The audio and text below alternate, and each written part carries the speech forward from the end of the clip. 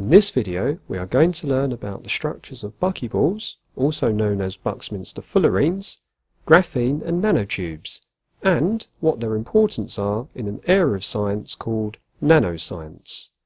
You may already be familiar with diamond and graphite as two allotropes of carbon. Allotropes are structurally different forms of an element. There's a video on this channel called Giant Chemical Structures that you might want to look at. If you have watched this video, can you remember the structural arrangement of the carbon atoms in graphite? Pause the video and resume when ready. The answer is that graphite exists as sheets of carbon atoms arranged in hexagonal rings. Fullerenes are carbon-based molecules with a hollow cage-like structure. Robert Curl, Harold Kroto and Richard Smalley discovered the most common fullerene in 1985, the Buckminster fullerene.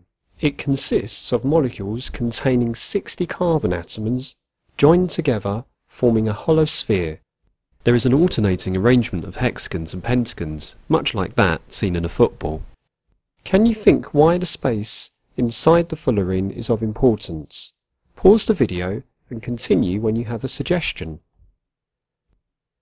The answer is, the space is big enough for atoms and molecules to fit inside.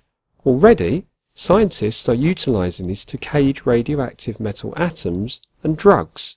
In one potential drug therapy, buckyballs containing cancer drugs are coated with a chemical that causes them to gather around cancerous cells.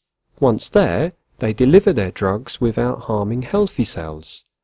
Graphene is very similar to graphite, except there are no intermolecular forces holding the hexagonal arrangements of carbon atoms together. It has a two-dimensional structure. It has some very special properties which make it a material for the future. Despite being one atom thick, it is incredibly strong. The graphene can conduct electricity as efficiently as copper. The graphene is virtually transparent, yet is so dense that not even helium atoms, which are tiny, can pass through. So far, we have encountered two examples which both share a common theme, the fullerene. Fullerenes hold a special importance in nanoscience, a relatively new area of science which involves the study of nanoparticles.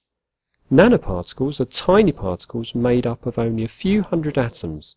They can measure between 1 nanometer and 100 nanometers across.